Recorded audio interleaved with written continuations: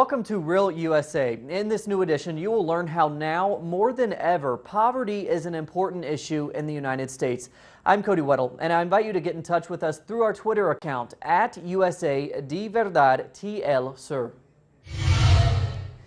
Every year, thousands of U.S. citizens work as interns, and the majority of them don't receive any payment. The lack of workplaces offering good pay forces both new graduates and students to find an internship in order to obtain working experience. According to most recent statistics by the National Association of Colleges and Employers, nearly 2 million citizens work as interns, a figure that has increased in the last 20 years. This also means that many companies are using the internships to save money from hiring new employees. For more, I invite you to watch the following report from Clara Ibarra and Maria Brick. Employers in the United States are saving an estimated $2 billion a year by hiring interns. Some of the largest and most profitable corporations in the country are being accused of illegally exploiting unpaid interns. You look at certain fields like film, entertainment, publishing, fashion, media, politics, and these are crucial fields that have a big cultural impact, that have a large influence on American society, are particularly notorious for their use of interns. And in these fields, unpaid interns are the norm and paid is abnormal. And it's normal that you'll have to do many internships before you would even have a chance of getting any kind of job. These are not fields which were famous for being racially and socioeconomically diverse to begin with, but what this does is it kind of reinforces the lack of diversity in these fields, the lack of voices that we hear. After I graduated from my master's in 2012, it was extremely hard to find a job. When you're creating unpaid internships, you're automatically excluding people who can't afford to work for free. So it becomes a class issue by that alone, but then it also becomes a race issue because much of the people who are in low-income communities are people of color or working-class immigrants, undocumented immigrants. It really speaks to the system that fosters a higher class of people to be in the workforce. It's no surprise that the rise of internships has coincided with some of the highest levels of youth unemployment that we have on record. My name's Anwar, and I graduated from college last year, but I've been applying to jobs and internships in journalism for months now. I think internships are largely symbolic of an expansion of precarious and underpaid work in the country in general, and I think if you look across the labor market, no matter what people are trying to do, it's harder to get a job, you have to jump through more hurdles to do it, and you increasingly can't really expect to be paid well or make a decent living for yourself. We currently have lawsuits against Fox, the Hearst Corporation, Condé Nast Publications, NBC Universal. What we're finding is that increasingly employers are using interns to do real work in the workplace, but are designating them as not covered by the labor laws, and so they're not paying them any wages, or in some cases are paying them sub-minimum wages. Much of the work now being done by unpaid interns used to be full-time salary positions. This is Clara Ibarra with Maria Vic, Telesur, New York. Continuing with our discussion, we bring you the following report from our correspondent Mary McCarthy. She traveled to Denver, Colorado and met a family that, despite their status as professionals, have found themselves submerged in poverty. It's the high cost of living that has kept families like this one, middle class, from achieving the American dream. For Grace and Tom, this isn't the life they imagined when they got married 12 years ago. Certainly, we are considered to be in poverty at this point, even though people who know us probably aren't aware of that. They are enchanted. You only need to see them by moonlight to realize this. She has a master's degree but stays at home with their 4 kids. Tom has a doctorate in music and held steady teaching jobs for a decade, until he was laid off a year ago. It's really hard to get interviews. There's very few of these jobs out there for my field. and I'm competing against a whole host of people who are a lot younger and a lot less expensive.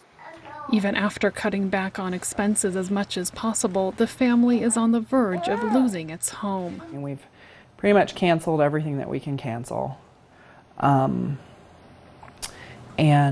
just reduced so much, you know. Certainly things like holidays and stuff are not at the previous level they used to be. You know, food budget is different than it used to be, things like that. See, An educated, middle-class family in poverty. Economist Mark Schneider says this is a symptom of the economic downturn that began with the 2008 financial crisis. Part of this has to do with what we call recovery. As far as those sort of real on-the-ground issues of making income, making ends meet, being employed gainfully, the recovery has been painfully slow, and we are far away from what I would call a healthy situation of employment in the United States. When Tom first lost his job, he thought it was a temporary hardship, but now he sees no end in sight. It was very humbling, very frustrating. Felt pretty humbling to find myself unemployed, not getting interviews.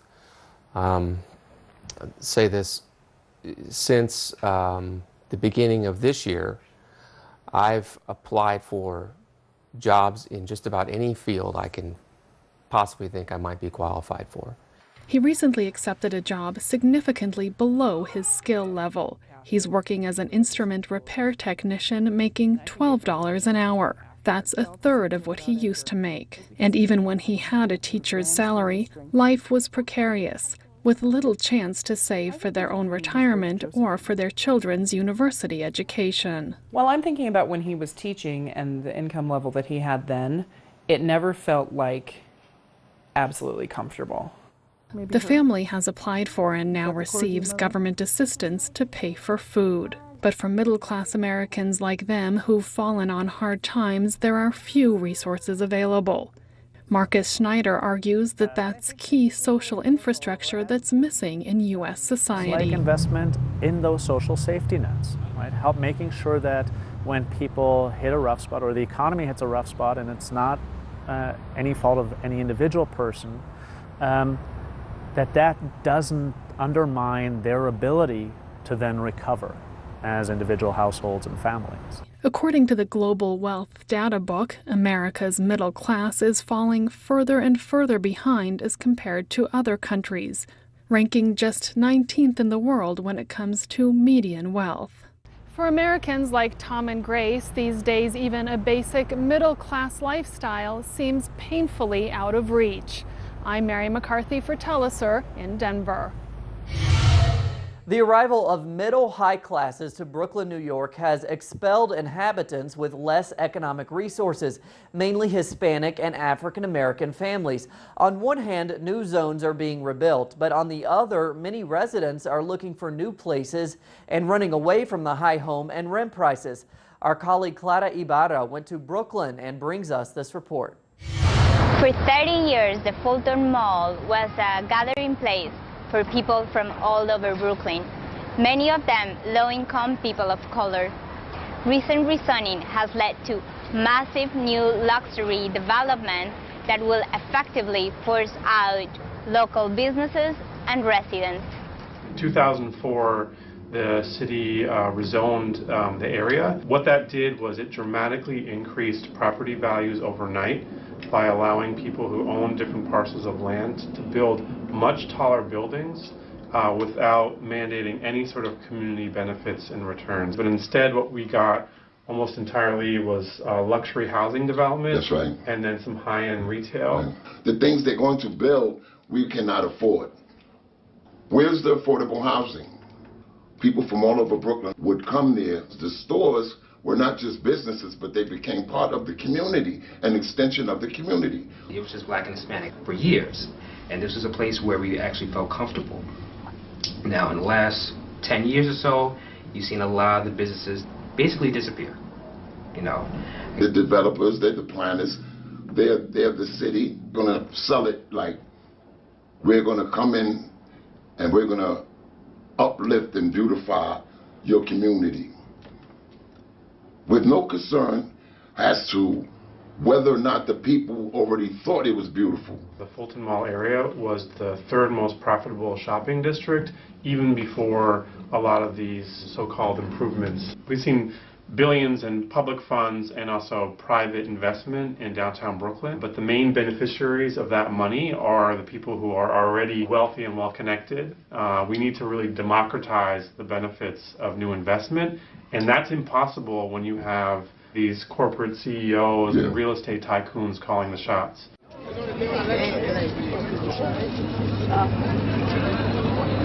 But like that, you know, all these are brand new. They've all opened in the last, I would say, at least 3 or 4 years. We're going to see a bunch of towers here that are mostly high-end luxury housing. They say there's going to be some affordable housing, but the majority of that is for people who are earning in the 6 figures, over $100,000. Here had a lot of mom and pop shops that served the community for decades. And you can see they've leveled the entire block. And they're going to be building a large luxury development. So these are probably the biggest 3 developments that have been completed in downtown Brooklyn. Most of the people, if not all the people who live in any of these buildings, pay more in rent than probably people who live in the housing projects across the street from them make in a year or 2. The rich and the powerful in New York City have changed this once vibrant and multicultural center in another gentrified area for the wealthy. This is Clara Ibarra with Maria Vick, Talsur, New York. But it's not only the high housing costs that have pushed many to leave their homes. Millions have been evicted by banks after the repossession of their homes. Here's more from Clara Ibarra and Carolina Kroon. Today, 6 years after the financial crisis of 2008, the housing market still faces many challenges to recover. Household incomes are not rising as fast as home prices. Millions of people have been displaced and many are still under threat of losing their homes. I realized the government itself, the newspapers itself, no one knew how many people had been evicted. Nobody bothered to count that number of people.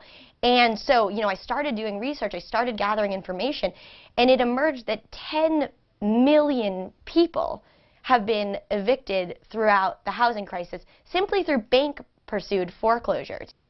It's as if 3 times of Uruguay, all of Uruguay 3 times over has been evicted through this crisis. This is an incredible number of people.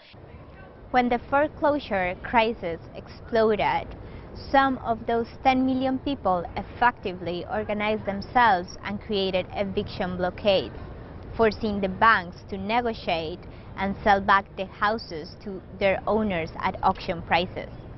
But some others that were in fact displaced today face the consequences of abandoned houses in their community. Those houses are a reminder that the housing market distress persists. These owners of these properties are finding it hard to sell.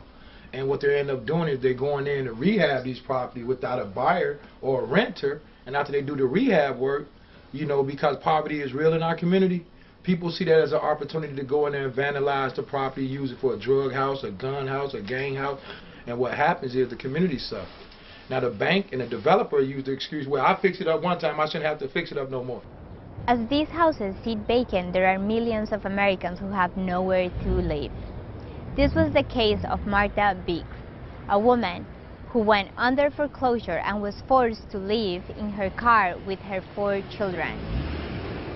Martha, with the aid of activists and neighbors, successfully liberated an abandoned house by repairing and living in it. This house was sitting here that nobody wanted, that nobody looked at it. It was abandoned. It was messing up the community. We walked through, asked the community, how would you like for us to fix that house so it won't be no abandoned house on your block? The community agreed. We fixed the house up, we came in, we rehabbed. Now here comes someone wanting to buy it. Here comes someone wanting to purchase it. Where were you when it was abandoned on the block, messing up the whole community? So if you keep the community included throughout the whole process, you'll have a healthier community, a better community, and you have sustainable development. But right now, it don't make economic sense for the banks to try to fix up anything in our neighborhood. But clearly, because the community say they're at war with the banks right now. You don't push Big Mama out of her house.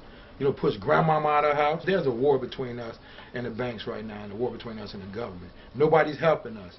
And when we begin the process of helping ourselves, that's when they want to come in and take from us. So that's why the community's in uproar right now. Experts predict it could take the next 20 years to recover the amount of money lost between 2005 and 2010 in the housing market alone. In the meanwhile, the most affected by this crisis advocate to the banks and developers to include them in the recovery process. This is Clara Ibarra with Carolina Crone reporting for Telesur, United States. Many young professionals are keeping themselves out of this property war by finding creative solutions to face the housing crisis. We now introduce you to two youngsters who found an alternative home in one of the states where rent prices are some of the highest in the country. 23-year-old Genevieve Angle lives on water. A receptionist at a fertility clinic in San Francisco, she makes the short commute across the bay from this marina in Alameda. That's where she set up home aboard a 32-foot powerboat. It has a kitchen, toilet, 2 bedrooms, even central heating. Genevieve loves living here despite the chilly winters, but it's a lifestyle choice she made for financial reasons. I wanted to live in San Francisco, but it's too expensive, and in reality everywhere is too expensive. So my dad convinced me to buy a boat, sell it in a couple years when I don't want it anymore, and then I'll practically break even.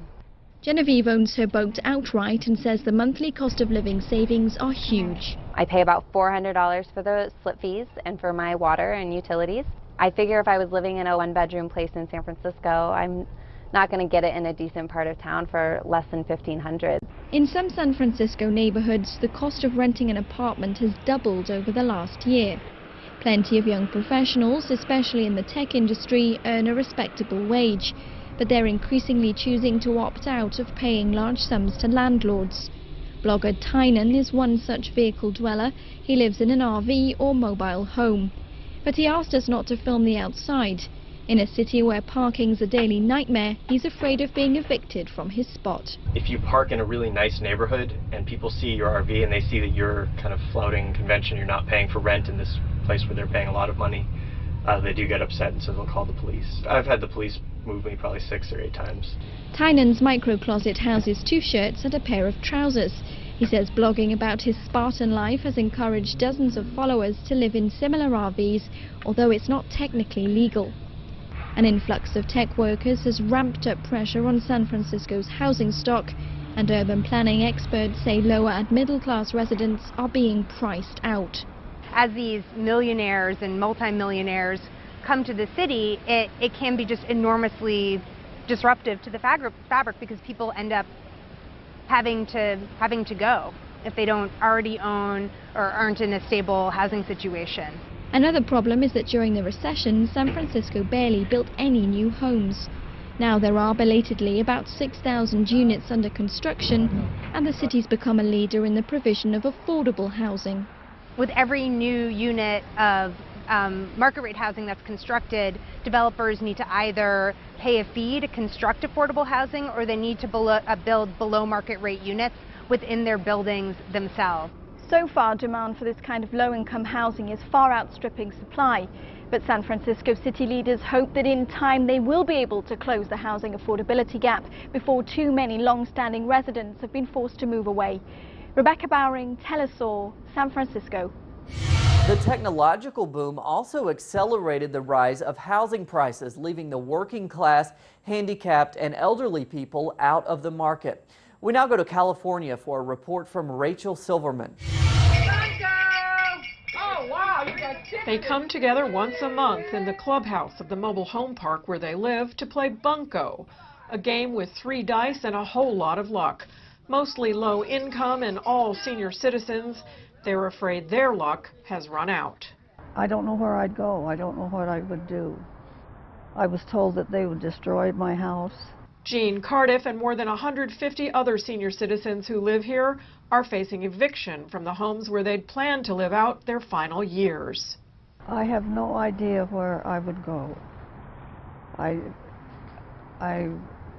don't even like to think about it. The owners of this seniors-only mobile home park have given notice that they want to sell the land underneath these homes. With property prices booming, developers want to replace the mobile homes with market-rate condominiums.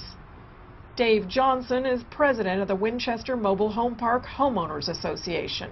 We have a lot of people in this park that if they get displaced from here who have no family and they have an income that is letting them eke by here, and if they get tossed out of this place, they have no place to go except the street, or the city's going to have to take care of them.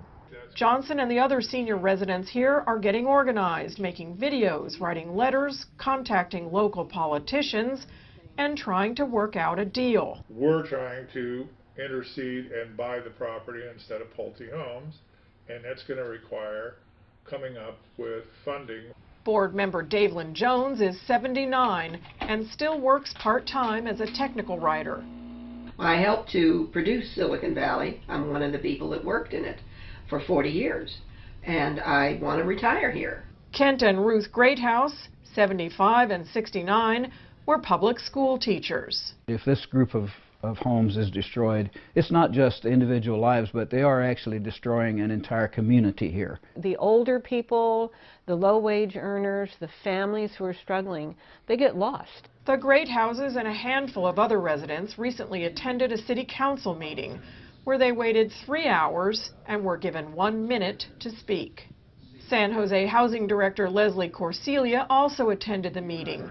She says if the sale goes through, it will exacerbate the city's already chronic shortage of affordable housing. We're going to have more and more seniors that we need to house, and more seniors living longer and on fixed incomes. So the problem is going to get greater. We need more state leadership. We need more federal leadership. Right now, local governments are left to handle this themselves and without the tools that are needed to do this. A lawyer for the park owners says by law, residents would have to be paid fair market value for their homes and given 2 years rent support.